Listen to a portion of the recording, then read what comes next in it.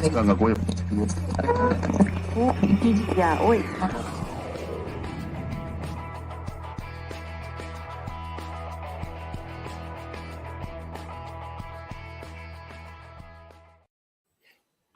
and welcome to Boxing Tonight, Mirror Fighting's look ahead to this evening's boxing with me, Martin Doman, and my colleague Rich Jones. Please do give the video a thumbs up, do subscribe to our channel. Rich, we should of course be discussing the Alexander Povetkin-Dillian Whyte rematch tonight. Instead, it's Conor Benn against Sebastian Formella. But this is really a great chance for Conor Benn to show what he's learned over the last year and to show his progression. Of course, he would have been, co-main event on a pay-per-view. He's now headlining on a normal Sky Sports show, so possibly more people tuning in. And it's been an interesting ride with him. I remember when he fought in Glasgow a good few years ago now, start of his career. He's very wild, very come forward, very aggressive, but you saw the holes in his defence, and at that time he got away with it. But he's really impressed and improved over the years and started to come into his own.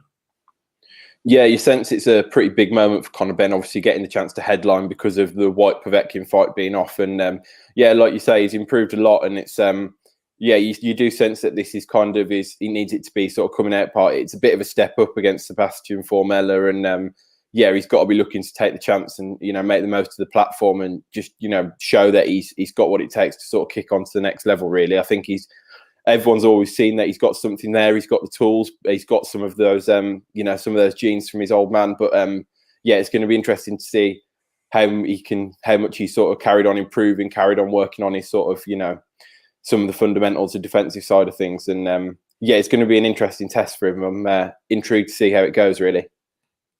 We have been told all year, especially by Mr. Eddie Hearn, that there are no easy fights at these times, which is not always proved to be the case. But this feels like even the neutral can look at this and say this is clearly some funny games going on there. Clearly, you can see that this fight is pretty close to being 50-50. It's definitely a step up for Conor Benn. And Sebastian Formella has fought the better opposition. Everybody under the sun now knows that he fought Sean Porter only 3 months ago. And I think that could be interesting. I'll come to that in a minute. But it's definitely a step up for Conor Benn. And it definitely feels like if he wins this, we can go on to expect something special in the future. This doesn't, winning this fight doesn't mean that he's going to become a world champion or anything like that. But it does mean that he's on the right path. And that's what we're looking for in these young fighters. Yeah, I think if he does win, like you say, it doesn't necessarily mean he's going to go on and become a world champion. But I just think if he wins tonight and wins in good fashion, it just kind of cements the view of a lot of people, obviously the view of Eddie Hearn and his team that, he's worth sticking with, he's worth persevering with, and he's kind of worthy of the backing he's been given. I mean, obviously he's been given a big platform and a lot of opportunities that, perhaps other fighters of his sort of experience and performances might not have been given. And, obviously there's an added element of interest around him because of who his dad is. And from his perspective, that must have been quite tough to deal with at times as well. But it feels like this is a sort of night where Conor Benn can really start to sort of carve out his own path and show that he's on his own journey and, go on to the next level. And like you say, Sebastian Formella is a bit of a step up. And obviously, like you say, everyone's talking about the fact he fought Sean Porter. But I think when I was looking through his box rec, the one that interested me more was that he won last year against a guy called Umbenga, is it, who I think had actually beat Miguel Vasquez not too long ago. And at the time, we obviously thought Miguel Vasquez was a bit, past his best, but we've seen him put in that really good performance against Lewis Ritson not long ago. So I think the fact that, he got outpointed by, a guy who beat Vasquez got outpointed by Formella. I mean, it shows that, he's fighting someone who, like you say, has got the better record out of the two. It is a step up. And I guess it's sink or swim there for Conor Benn as he moves up to that next level. Definitely. And you mentioned his father, of course, the history there. And this week he sort of, became very emotional during an interview on Sky Sports, talking about how he left his family behind in Australia to really start on this journey. And I'm not saying that every fighter should break down in tears in an interview, but if you look at the numbers on that clip and whether you like it or not, social media drives so much interest these days. I think there was 150,000 views on that short clip of him basically breaking down mid-interview compared to maybe 1,000-2,000 on any other clip for this fight. So I feel like as well as in the ring, as well as he can impress, and I'm not sure he's, we'll talk a bit about how the fight might go, but even if it goes to points, even if it's not a particularly explosive fight, I feel like, as you mentioned, his character is really starting to come out. And it must be so hard, the same with Chris Eubank Jr., to follow in the footsteps of your dad in any profession, really, but certainly one where A, they were so good, B, they were so popular, and C, you're front and center on a television, in front of thousands or millions every week. The pressure must be immense. Yeah, it must be a lot of pressure. And it's interesting you mentioned Chris Eubank Jr. because I think the difference is that you see, obviously, with the Eubanks, Chris Eubank Jr.'s journey's obviously been sort of tied to his dad. He had his dad in his corner a lot of his fights, and they've been on they've been together a lot of the time. They've kind of embraced that sort of father-son relationship in the boxing sense. Whereas, like you say, you saw Conor Benn break down about the fact he sort of left his family, and whilst he's sort of obviously, he's still got that relationship with his dad and stuff like that, you sense that Conor Benn's kind of keen to walk his own journey and set out his own path. So I think it's I thought that interview, like you say, it's obviously got a lot of attention on social media, and I thought it was quite refreshing. Really, you could see he was it was very genuine from, in my opinion, at least. It wasn't staged in any way, and I think it just shows that it's he's really thrown himself headlong into this boxing journey, obviously moving away from his family, and he's trying to do it his own way and carve his own path. And while it's helpful to have Nigel Benn in his corner and Nigel Benn's sort of name behind him, the Benn name, it's very much his own journey at this point. And it's been an interesting one so far. And I'm sure there's going to be a lot more twists and turns in it in the future, starting from tonight's fight. And you mentioned Formella, and you're right, there is more depth to his record than just having gone 12 rounds with Sean Porter, but that is the most recent fight. It was, as I said, 3 months ago. He lost every round. And, I've watched back some of it, and he definitely, Formella, can be hit. Porter didn't get him out of there, which I think was a bit of a surprise. It looked like he would do towards the end. He can be hit. And I just wonder, that was clearly the biggest fight of his life. He's not a full-time boxer. It was only 3 months ago. I'm not sure how much that'll have taken out of him and how much really he'll have been able to reset and come again. That would be my concern with him. Any thoughts on how he might, he's actually, I spoke to him last week, and he did say that he rejected an offer. He wouldn't tell me who against, to fight in America later this year against a bigger name, much more money. So having just said that, I think maybe this is coming too soon for him in terms of his last fight. Actually, maybe he sees something in Conor Benn that he thinks, what, I fancy this. Yeah, does he see? Yeah, he obviously sees something in Conor Benn he fancies, but you also say he says he's turned down sort of a bigger name in America, more money. Is that because he doesn't feel like he's ready for that, that big test again? And I think I listened to your chat with him on the Boxing Hour, and I think, did he say what was his words around Sean Porter, something along the lines of he hits hard or something, wasn't it? I think he said.